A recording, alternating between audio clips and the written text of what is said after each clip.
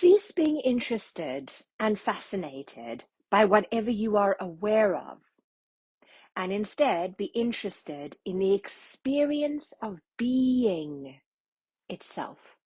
Rupert Everett. Hey guys, and welcome to today's video. I'm so pleased that you've joined me once again. Today I'd like to have a conversation with you about how to stop overthinking. And I hope by the end of this video you have at least one tip and one strategy that's going to help you feel less stressed and less anxious by the concept of thinking. Now, I've been fascinated about this. Now, I don't know why, but if I have one fault, it's that I think too much. I overthink. I'm constantly thinking. And recently I've been feeling really overwhelmed by all my thoughts. Not only the thoughts that I'm having, but the guilt that comes with the thoughts. Like, oh, I shouldn't be thinking this. Why am I thinking so much? Why can I not stop thinking about this? I should know better. Whether it's my health, whether it's food or exercise, or whether it's about me being good enough. Just constantly overwhelmed by all these thoughts. And the only thing that was helping me was journaling and meditation. But that only lasted for a short period of time. And then I would go back into just, oh my gosh, I don't know if you resonate with me. But if you resonate, give me a yes in the comments below. But it's constantly just feeling overwhelmed, and it was just getting too much for me. And I had a conversation with my spiritual coach about it. And these words that she said to me completely shifted things for me. She said, just because you're fascinated by learning, just because you're fascinated by thoughts and psychology, doesn't mean that you have to be attached to the thought. Now, I know that, but I needed to hear that. I needed to be reminded about this, the concept of how who I am, my being, doesn't change because of the thoughts that I'm having. It doesn't change because of what I'm doing, because who I am is perfect, whole, and complete. And what I was really doing was becoming attached to the thoughts, because I love psychology, I love the mind, I love investigating these concepts, but I was becoming too attached to it. So I'd like to share three tips with you, and I hope you take away one by the end of this video that you are going to work with me over the next few days on, and maybe for the rest of your life, on potentially stopping the overthinking, because I was seriously getting anxious and stressed. So tip number one is reframing the thought. Now, Abraham Hicks has a very interesting perspective on this. Now, Abraham Hicks talks about this idea of thoughts that are active, activating a thought and deactivating a thought. And when we activate a thought, that's of course when the thought is active, when we're constantly thinking about that thought, when we're ruminating on that thought. So the more attention we give that thought, the more energy we give that thought, the more the universe is going to bring selective attention, right? The more you think of something, the more you're going to see it. So your energy is completely focused on that thought.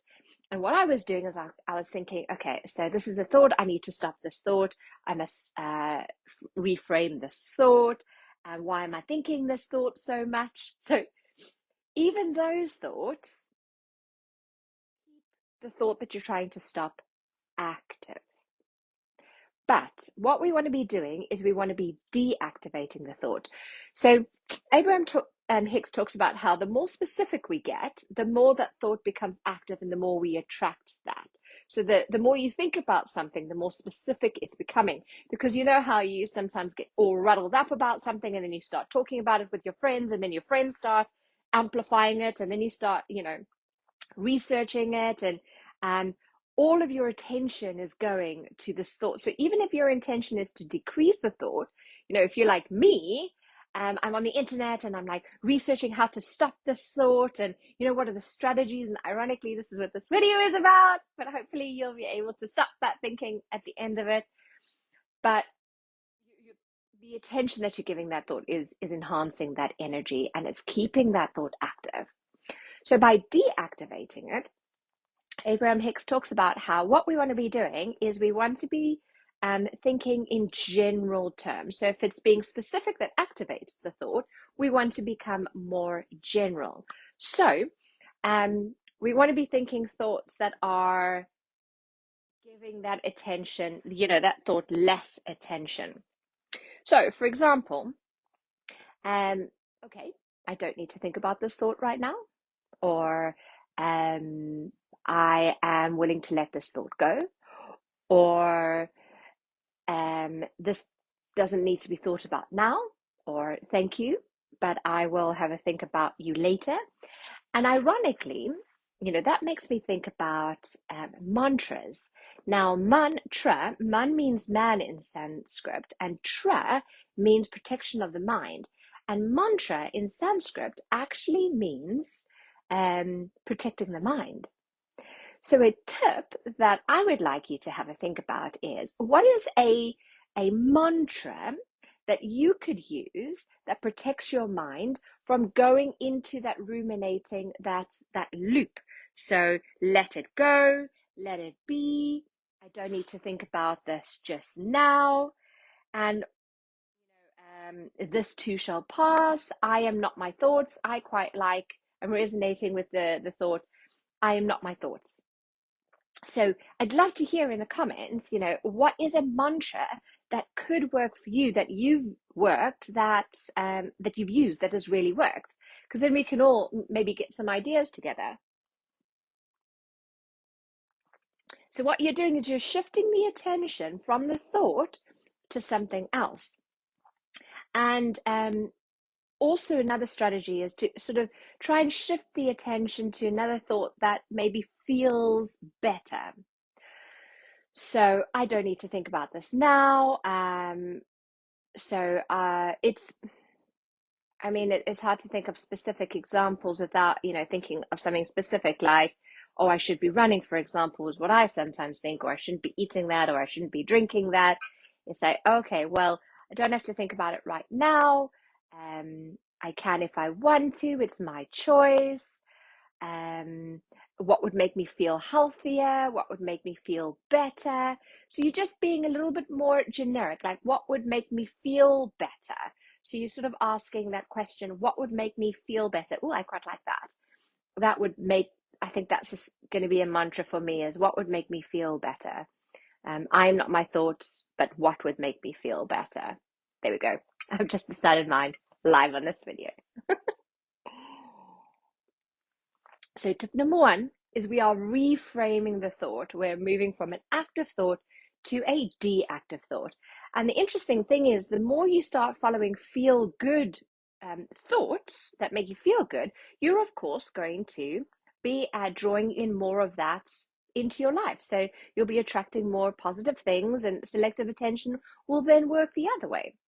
So that's tip number one, saying a mantra, moving from active to deactive. Tip number two is engaging in distracting or productive activities. So I always I'm a firm believer in movement. So if you are feeling uncomfortable, if you can't think of something, distract yourself. So we use this with children, don't we? If a child is crying, we might divert their attention by giving them something else to play with or something else to do. So you're distracting them. So what could you do? Could you just make an effort? So and it is an effort because it's a different way of thinking.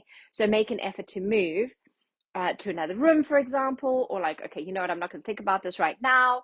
I'm going to just go upstairs, or I'm going to go for a walk, or I'm just going to, I don't know, call a friend. What is an activity, and share them in the comments below so we can walk on this journey together, is what could a strategy be that would help you? So for me, it's any type of movement, maybe even stretching or moving, or I like to walk. So I like to go from one room to another room. Or what I often do is I fill up my water bottle because then you're distracting yourself. So silly little examples, but what could those be for you? So Tip number 2 is a distracting activity. And I mean, in an ideal world, physical exercise would be great because we know that exercise is just fantastic for everything, and it'll help increase, give us increase serotonin and dopamine and not adrenaline. Anyway, we know exercise is great for us. Tip number 3 is mindfulness and grounding. Now, we all know this one. Rupert Everett talks about how it's not the thought itself, it's the belief that the thought itself or the concept itself is true that keeps it separated from self. And what mindfulness does, so if you're going for a walk and you're noticing things around you and you're focused on your senses, you're being mindful of self, you're bringing yourself back to the present moment. Mindfulness and grounding reminds us of our truth, of our unique charisma, of that part of us that really is our truth. So it could be doing daily meditations, and I'm going to share a little link in the description below of a meditation that I'm going to invite you to do, a little 5-minute meditation every day. That could potentially help you, just to remind you of these concepts. Could be meditations, could be a grounding activity, walking outside on the barefoot, walking around the house barefoot. But tip number 3 is really all about grounding. Okay, so maybe this one will work for you. What do you use that helps you to be grounded, helps you to be more mindful? Rupert Everett talks about how, I am thinking this, for example. So I'm thinking that I need to exercise more, for example. I'm thinking that I need to not worry so much what other people think of me. He always talks about, going back to the concept of the I. Who is the I? Who is that? Who is that is left, that experience of self that isn't the thought, because thoughts change, perceptions change, feelings change, but you never change. That's your unique charisma. That's the essence of you. That never changes. So that's tip number 3, is really coming back to that I through groundedness and meditation. So I really hope you've enjoyed today's video and that you have got at least one tip that you're going to be trying. If you have enjoyed this video and you want to delve a little bit deeper, please do feel free to go to my website, www.connieleebennett.com, to find out more. Otherwise, click on the link in the description below. And remember, guys, it's like Rupert Everett's quote said, cease being exclusively fascinated by that which you are aware of. Cease being fascinated by the thoughts, everything that you're aware of outside of you, and instead bring that awareness back. Bring it back to being fascinated instead by the experience of being itself. Thanks for joining me today, and I hope that I see you in our next video where we look at unlocking your inner charisma one insight at a time. Take care. Bye.